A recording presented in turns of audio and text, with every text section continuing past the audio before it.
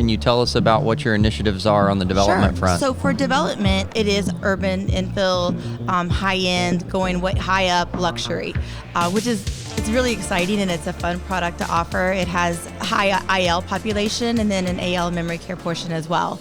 Welcome to Season 6 of Bridge the Gap, a podcast dedicated to informing, educating, and influencing the future of housing and services for seniors. Powered by sponsors AccuShield, Connected Living, Hamilton Captel, Refura, The Bridge Group Construction, and Solinity. The contributors are brought to you by Peak Senior Living and produced by Solinity Marketing. Welcome to Bridge the Gap podcast, the senior living podcast with Josh and Lucas at the ASHA conference here in Scottsdale, Arizona on a very cold day, which is a little unusual. People are complaining. Even the Northerners are complaining. I've heard a couple people from Chicago and Seattle, they're complaining about the cold weather. And I think, well, this is your everyday. So a lot of complaining about weather, but the sun is out and we've got a great guest, a Bridge the Gap ambassador. We have Heather Tussing. She is the president of Aspenwood. Welcome to the show. Thank you so much for inviting me. We are really excited to talk to you. We have developed a friendship and relationship virtually through LinkedIn. Exactly. And through the Bridge the Gap kind of channels. And so it's great to have you on the show. And there's a lot to talk about because you've had a very successful career in senior housing. And you've given your life and your passion to this industry, and it's very apparent. And you have a brand new position as president of Aspenwood out of Houston, and there's been a lot of changes there as well. Bring us up to date. Sure, it's my pleasure. Well, yes, I was hired by the Aspenwood company. There have been some changes. We've done a rebranding lately from Retirement Center Management, or RCM, to the Aspenwood company. As our portfolio continues to develop as a high-end luxury, we wanted to ensure that the name went along with the brand that we're offering, and RCM just didn't have that name ring to it that the Aspenwood company does. So we have two really exciting projects going on now in addition to our current portfolio. So exciting times. That is exciting. And Josh, I don't know if you've had the opportunity to visit some of now Aspenwood, their portfolio, but these are, they are luxury, beautifully designed, beautifully crafted communities. I've had the opportunity to personally walk almost all of your Houston communities and your Austin community. Where are the new ground up locations? Our new ground up locations is Charlotte will open in approximately November. And then next is actually going to be Green Hills in the Nashville market. Oh, so literally wow.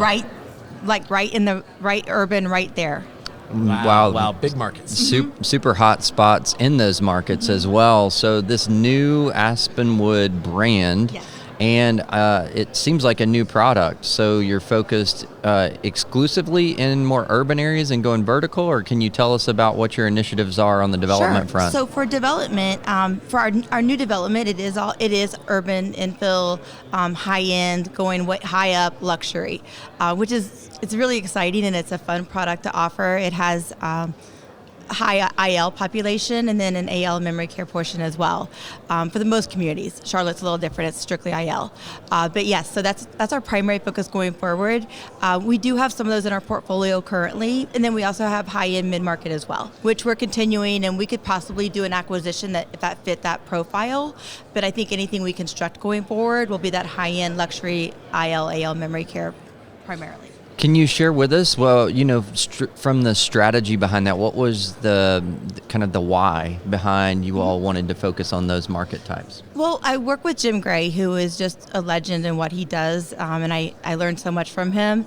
And especially we've learned in the Houston market, for example, while we have several communities in what you consider uptown, they all are very predominant neighborhoods. That if you're in River Oaks or if you're in Tanglewood, which is where the Bushes lived, they're still very close together, but they don't go from one neighborhood to another to live. And so that's what we're trying to cater to, is where individuals can live where they've always lived without having to move, and they can keep their friendships and their restaurants and their doctors and all their lifestyle that they enjoy. And that's what we're finding in Charlotte. We've had great success there so far, and it's people that actually live in the neighborhood or that surrounding area where we're developing. And the same with Green Hills. I mean, we had deposits before we even had a sign up. Yeah, and so they're excited to live where they've always lived. They don't want to, even though like Franklin and Brentwood are amazing areas, they don't want to relocate. They want to live where they've always lived. I love that. Well, so many developers now I hear are talking not only about the resident side of the business, but they're taking into consideration where they're developing and how they're developing based on the job market and the labor to provide for that product. What do you see as like your labor challenges? Are you going to have unique labor challenges or advantages going into these markets? I think going into these urban markets, you actually have an advantage because typically there's going to be a bus line available and there's a higher population. Now, granted, the higher economic brackets for the high-end luxury can be a little challenging, but having that bus nearby overrides that for the most part. And honestly, I've seen that. I'm not going to say labor is not a challenge at all, but it's definitely dramatically improved over the last few months. So what are your initiatives in this new role, leading the charge for a new brand, new development initiatives, a very exciting time? What's on your mind and what are you looking at over the next year or two to do? So initially, I went in and evaluated the team. Obviously, we had some great long-term members who I greatly appreciate. And then I've just added to that team and brought on some really strong leaders in the industry that I can learn from every day and that we can work together, collaborate, come up with a great solution and then poke holes at it and nobody gets offended and we come up with a better option because of it. And so definitely that. Definitely we're refocusing our sales and marketing efforts, which is both a lot of work and very, very exciting at the same time. So that's been a primary focus. And then just really looking at everything we do and how can we tighten it up to be even better. So they've had a great product, but we want to make sure that we're the best product. And so really redeveloping our memory care program, and that's something the residents deserve. Reimagining what our life enrichment programming looks like, which is very diverse between IL, AL, and memory care. But just ensuring that we're really offering what our residents deserve and what the market wants. What is the competitive landscape like currently in these markets that you mentioned that you're going into? Is this something that kind of once you put these big, nice, upscale communities in, it's kind of like your flag's there and there's not a lot of other competition? Or do you find that those areas are highly sought after for development? I mean, I think there's definitely a lot of competition everywhere. Obviously, if it's a good market, there's probably going to be competition there. With my prior role, I had a lot of experience in the Nashville market, and there are a lot of really great communities in the Nashville market, but what we're offering is very different. And a lot of times what I would compare it to is almost like we're providing a high-end entrance fee type environment without the entrance fee. So there's not a buy-in to it, and so they still have their liquid assets, and we're not taking their retirement or their funds from their children and their retirement and so forth. So we're providing that similar environment, but in a depending on what it is. If it's IL, it's an annual lease, for example. And that is something new to the Charlotte market. Charlotte is not seeing that type of environment as significantly for the IL side. So it is something new. And obviously, as we go into the market, it's an education piece, but they've been very receptive to it. Well, Lucas and I have been very fortunate over our time in the industry, and you even mentioned this, you inherited some great team members. Exactly, for sure. And we know some of those. And forward-looking, with the robust development you're doing, that's going to require recruiting a lot more team. Mm-hmm. So what do you think are some of your unique strategies and advantages to be able to attract the right talent in a tough labor market?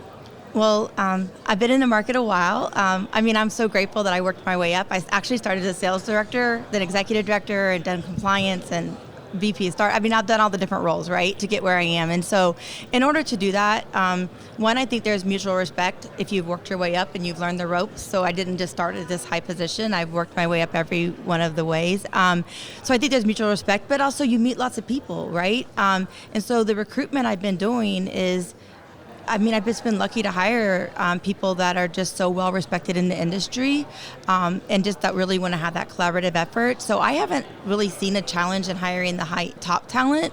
Now, executive directors are a little challenging, and they're like one of our most important hires, obviously.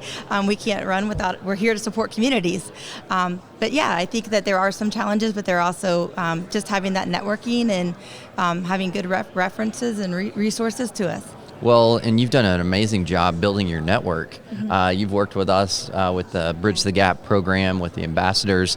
Everybody seems to know you, and I think there is a huge respect for people that have put in the time and invested and worked your way and learned so much on the way up and built such a great network. You can't replicate doing it. I totally agree. Well, and there's so many of these stories. We've sat down with very high-profile people like yourself now in president roles, CEO roles. Joel Nelson comes to mind. Started out as on the front lines. As a in his younger career, and you hear that story often. Now pivoting here for kind of the final section of our conversation, let's talk about capital partners. You guys work with some of the top of the food chain, capital providers and partners. What is are you guys looking to continue to develop those relationships existing, or are you here at Asha and maybe Nick coming up in a month or so? Are you looking to develop new relationships? I mean, I think a combination of both. We greatly appreciate our partnerships that we have with Harrison Street, PGIM, and now most recently Blue Moon. We actually closed the property 2 days after Christmas. So we greatly appreciate those partnerships, and we have long-standing relationships, especially with Harrison Street and then PGIM. And Blue Moon, we're so grateful to be working with them. But definitely, we're always open to additional partnerships as well. Yeah, those are great companies. Mm-hmm. A lot of them represented here at Asha as well. Well, we're excited to have this conversation with you. Very excited. Congratulations. Even though it's not your first day at the job, it's been a little while here, but congratulations officially from Bridge the Gap, and thank you for also being a great ambassador for the mission of Bridge the Gap. I love it. I love the networking y'all provide. I really appreciate it. You're so welcome. Well, and to our listeners, if you want to know more about our ambassador program, please go to our website. You can go to btgvoice.com and check out this episode, many more. Connect with us on social. Send us a message. We want to hear from you. And thanks for listening to another great episode of Bridge the Gap. Thanks for listening to Bridge the Gap podcast with Josh and Lucas. Connect with the BTG Network team and use your voice to influence the industry by connecting with us at btgvoice.com.